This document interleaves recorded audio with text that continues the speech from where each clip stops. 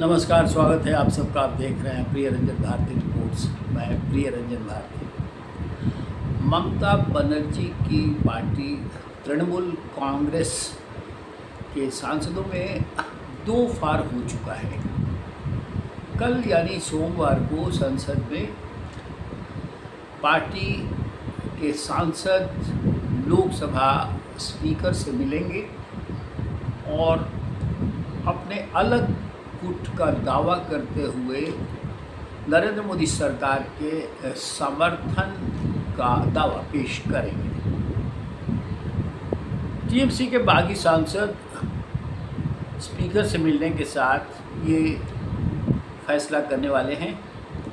सांसद काकोली घोष के नेतृत्व में ये गुट दावा पेश करेगा।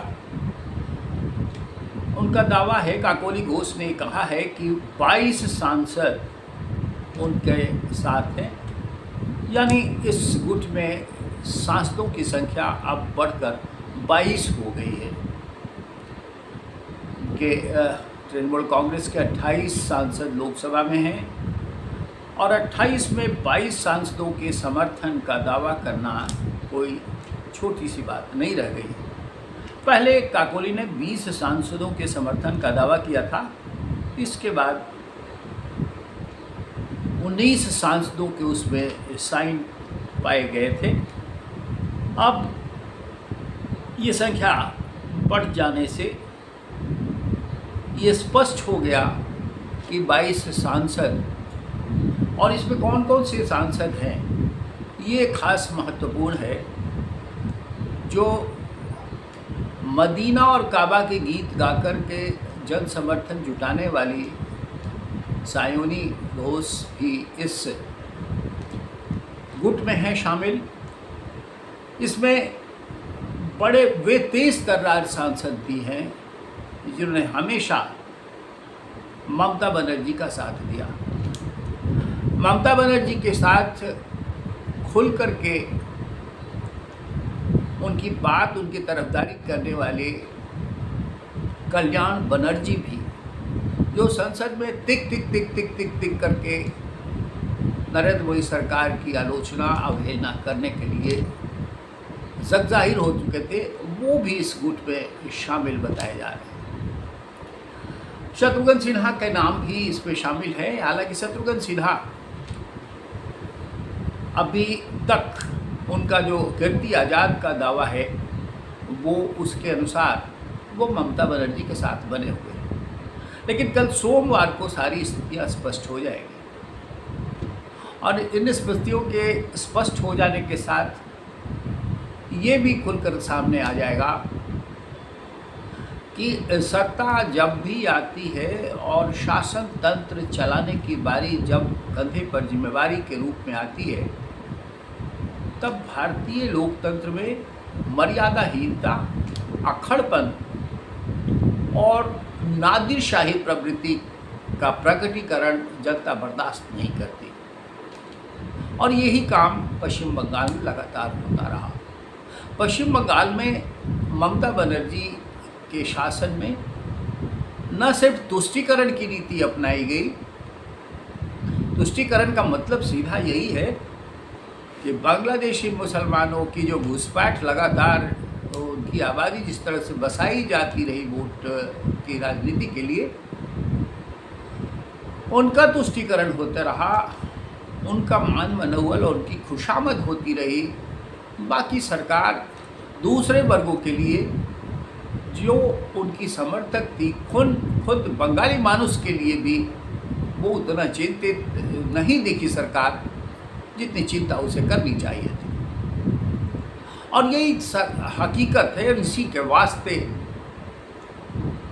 जनता ने उनको दगा दे दिया। दगा कहना उचित शायद आप न माने, लेकिन दगा ने उनका दगा न देकर तख्ता पलट दिया कह रहे तो ज़्यादा उपयुक्त होगा, इसलिए कि वो सल्तनत ऐसी हो गई थी, उनकी सरकार ऐसी बन गई थी कि जिसमें एक खास वर्ग के लिए खुल करके कहा जाना चाहिए कि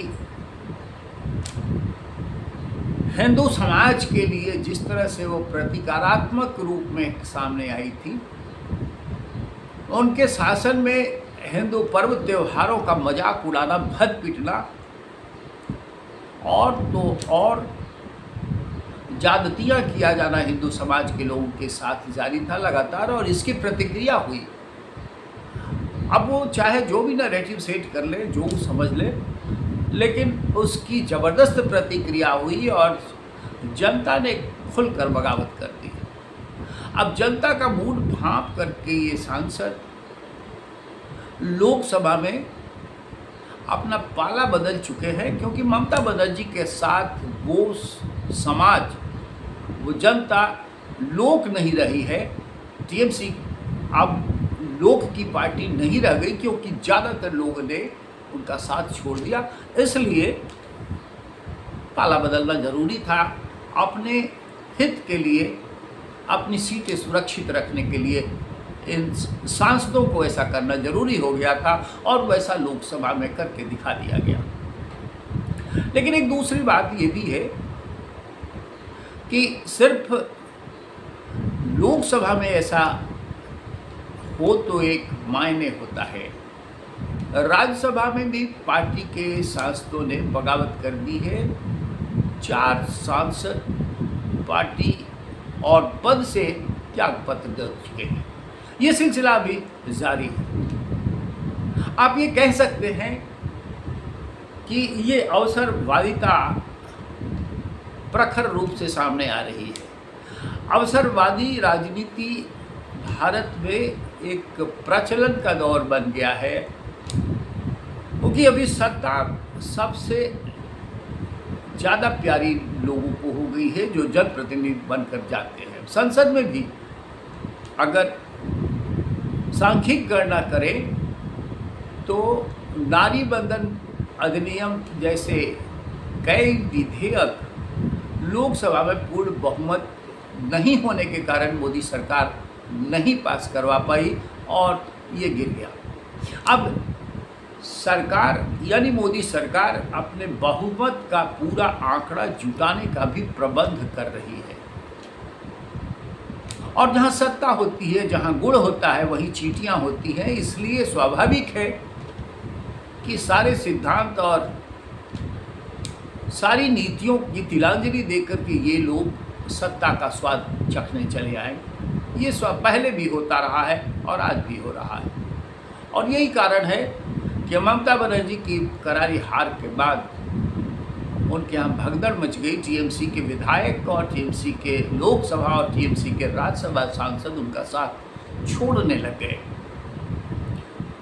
अब इसका दूसरा पक्ष ये है कि संसद में सरकार को जो विधेयक पास कराने थे, पूर्ण बहुमत के अभाव में वो नहीं करा पा रही थी, वो सांख्यिकी अनुपात पूरा करने के बाद सरकार अब उन विधेयकों को कानून बनाने की ज़रूरत पूरा कर लेगी, और ये अभियान चल रहा है। सिर्फ ममता बनर्जी के बागी सांसदों के लोकसभा में अलग होकर अलग गुट बनाने और सरकार के समर्थन देने की बात ही नहीं है।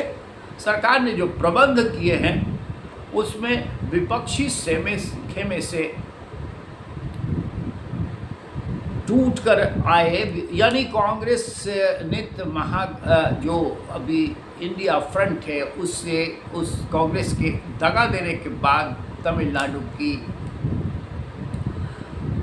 डीएमके पार्टी के सांसद भी सरकार का मुद्दों पर समर्थन करने के मूड में बताए जा रहे हैं। या इसको यूं कह सकते हैं आप कि जो डीएमके पार्टी के 22 सांसद हैं लोकसभा में, उनका भी सरकार अपने पक्ष में समर्थन जुटा लेगी।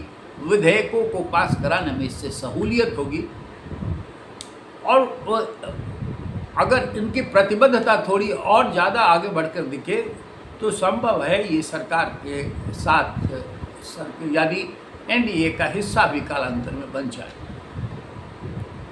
क्योंकि तमिलनाडु की राजनीति में सर्वाइवल भी उनके लिए एक बड़ा संकट खड़ा हो गया है। कांग्रेस ने बीच मझधार में उनका साथ छोड़ दिया, इसलिए उन्हें दिल्ली में अपनी राजनीतिक धमक बनाने के लिए इसी तरह से सरकार यानी सत्ता पक्ष के साथ चलने की ज़रूरत आन पड़ी है। दूसरी तरफ आप देखिए कि जहां जिन राज्यों में आने वाले दिनों में चुनाव है, पंजाब में, वहां आम आदमी पार्टी का क्या हश्र हुआ, किस तरह से उसके सांसद टूट कर भारतीय जनता पार्टी में राघव चड्ढा के नेतृत्व में चले आए। ये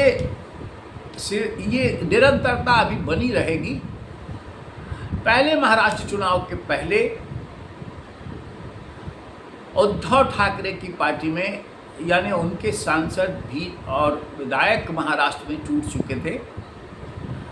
अब शेष बचे सांसदों की बैठक जब उद्धव ठाकरे बुला रहे हैं तो शिवसेना के उनके कतिपय जो सांसद हैं जिनकी संख्या बहुत अधिक नहीं है, उनमें भी बहुतेरे उनके खिलाफ बताए जाने लगे। उस बैठक में शामिल नहीं होने का यही संकेत है।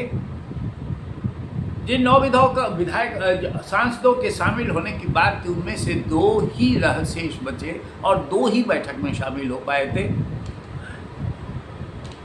इसका संदेश ये निकल के आता है कि शिवसेना के सांसद भी बागी होने की कतार में हैं और ये सिलसिला अगर महाराष्ट्र से लेकर के पश्चिम बंगाल और पंजाब तक जारी रहता है तो तय मानिए कि आने वाले दिनों में इस सरकार के बहुमत का प्रबंध बड़ी आसानी से हो जाएगा और ये जुगाड़ कर लेना भी सरकार की फितरत बन चुकी है। तो टीएमसी के सांसद अगर सोमवार को लोकसभा स्पीकर से मिलकर अपनी बात रखते हैं, अलग गुट का दावा करते हैं, सरकार के समर्थन में खड़े हो जाते हैं, तो इस पर आश्चर्य नहीं होना चाहिए।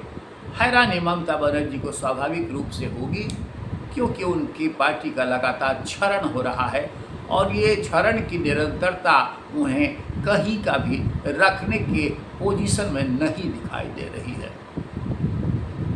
आज के अंक में बस इतना ही। हम आपसे निवेदन करेंगे कि हमारे इस वीडियो पर अपनी प्रतिक्रिया कमेंट बॉक्स में ज़रूर दीजिए और हाँ, मेरे इस चैनल को सब्सक्राइब नहीं किया है तो सब्सक्राइब कीजिए, लाइक कीजिए, शेयर कीजिए। फिर मिलते हैं। नमस्कार।